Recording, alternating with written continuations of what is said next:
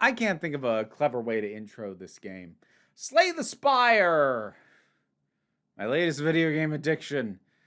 Yeah, like a lot of roguelike or roguelite or rogue legacy style games. Yeah, this hit that just one more go thing on me. The way Hades did, the way Rogue Legacy 2 did. I sunk a fair amount of time into this. And honestly, I can describe this really easily. Now, granted, this might have come out first. I don't know. I'm not calling one a ripoff of the other, but this has to do with the order I experience these games. This is Inscription without all the stuff that made me rage quit Inscription. Also missing like the deeply atmospheric and intense ambiance of that first act of Inscription, but you know, that couldn't even be maintained by Inscription.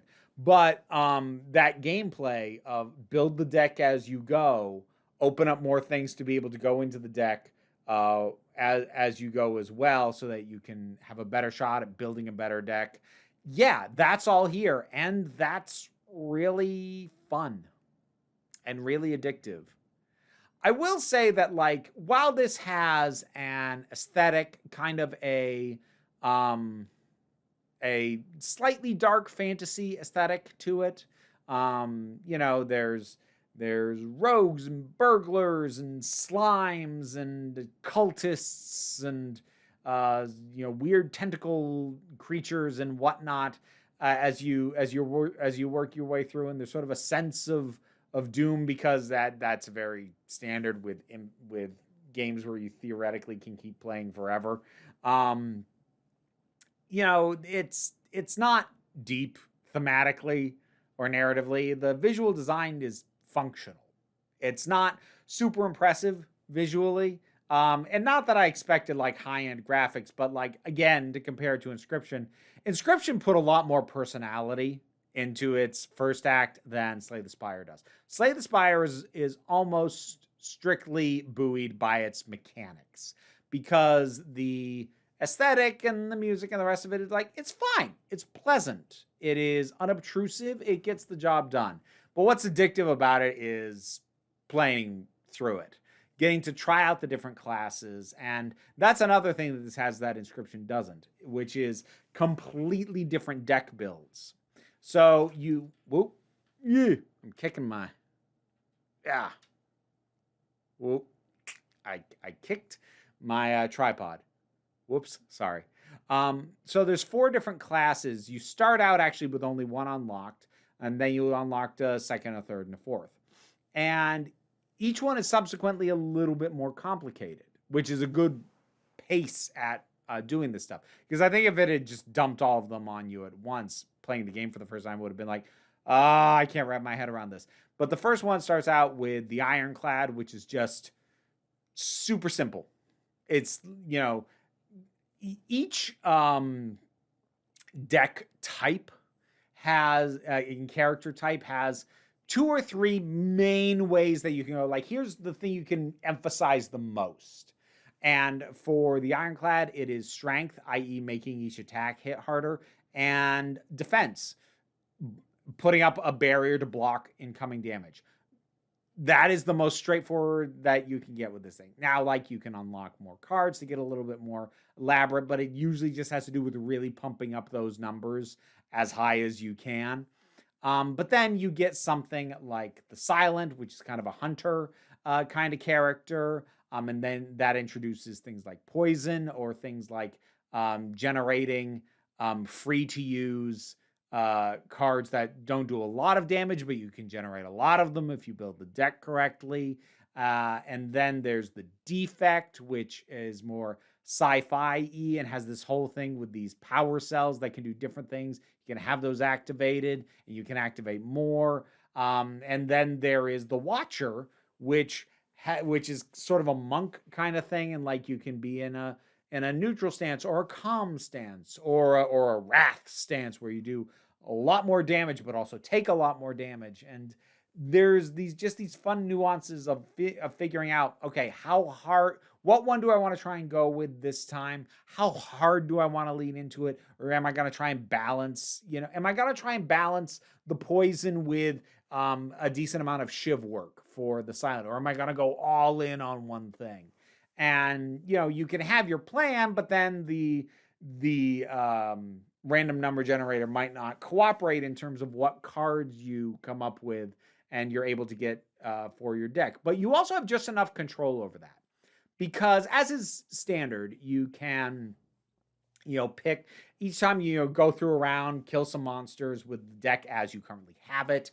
And then you get some, here's 3 options to add to your deck. And hopefully one of them fits into what you're trying to build this run. But even if they don't, there's other things that you can pick up along the way. There are relics, which give you permanent effects that impact things in some way. Maybe it gives you more energy per round, so you can play more cards per round. Maybe it permanently ups your strength, so stuff's doing more damage. Maybe it means you collect more gold from each round, so that next time you get to a shop, you can buy specific cards that maybe you're not getting, but would be really helpful. Not that the full lineup of cards is in the shop, but there's more options there. And also, you can buy relics. You can also remove cards from your deck if either something doesn't fit your build, or if you've picked up a curse card along the way, something that isn't something that you can actually play for an effect, but is taking up room in your deck and maybe has a negative effect on you. And balancing all this as you go that's the game. That just is the game. And it's pretty addicting. If I'm going to complain other than just kind of the meh-ness of the visual presentation, is that personally, at least, I found the Ironclad the least interesting to complete a run with, because there's to sort of get to like a true ending isn't really a thing this game does, but like to get to the proper final boss, you have to have beaten the game with the Ironclad, the Silent, and the Defect at least once a piece. It took me so long to beat it with the Ironclad, and that one was boring. It took me a little while to get through it with the others as well, but I was able to get to complete the initial run a lot quicker with both of them. But also with the Ironclad, because he's so basic, it was boring. Like, I could really shake up and try different things with the Silent, especially with the Defect. But with the Ironclad, I was like, okay. Blocks and strength, here we go again. It was just so basic that having to grind through with him, that got to me a little bit. I don't know if that's just a me problem. I don't know if that's a common experience or not. But that was about the one time where I was like, this isn't super fun, but I felt like I had to. I've only played it through since unlocking everything that you can unlock with the Ironclad. I think I've only done one playthrough with it, with that class since then. Ironically, it was the first one that I actually beat the proper end boss with. Go freaking figure. But even going well, I guess I can use it decently, it still wasn't nearly as interesting. Just the other ones there's more flourish, more nuance. I'm not saying the Ironclad shouldn't be there. I think there should be an option for people who just, there's a nail, I have a hammer, hit it until it's not a problem anymore. There's nothing wrong with that kind of bluntness or straightforwardness. It's just that if I'm going to sink as much time as I've ended up sinking into this game, I want the silliness. I want more elaborate options. I want a bit more flourish than just make sword hit harder. You know what I mean? I don't know. Maybe it's me. Maybe no one else cares about that. But other than that, this is an easy game to lose a lot of time to. Because as you've unlocked stuff, it like so many roguelikes. Initially, it's like, oh, just one more go. And one more go means 20 minutes, half an hour. But then as you get better and get further with each run, one more go is an hour, hour and a half, 2 hours. And suddenly saying one more go, that's a significant commitment. And it's easy to lose a lot of time. So if you are susceptible to that just one more go loop, the way I am, be cautious. This could become a big time sink for you. A fun one, don't get me wrong, but yeah, just be aware of that. Slay the Spire! Pretty nicely put together. Apparently they've announced a sequel. I'm not sure I'm going to jump on that anytime soon because, I mean, I don't know what you could do other than just like introduce new classes to like have completely new deck builds. And that like could be interesting, but my immediate thought is, why don't you just do that as DLC?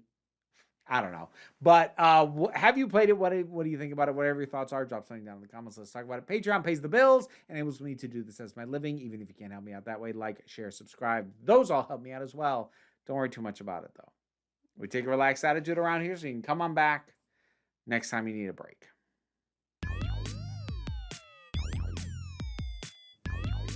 Now to thank my highest supporting patrons: Robin Moore, Zubin Lutfula, Goddess Elida, Oliver B., Tarak, the thing that goes doink in the anime, Fare Forit, Ulrich Bogdan, Loki Eris, Melinda Walters, Jen, AuntieKate808, Becky Sparks, Fernabilax the Poodle, Tracy Scrabbit, Angry Caspero, Dave Hall, White Bearish, Rosalind Bennett, Toku Bluhuvian, Pau Barabajago, and Mara G.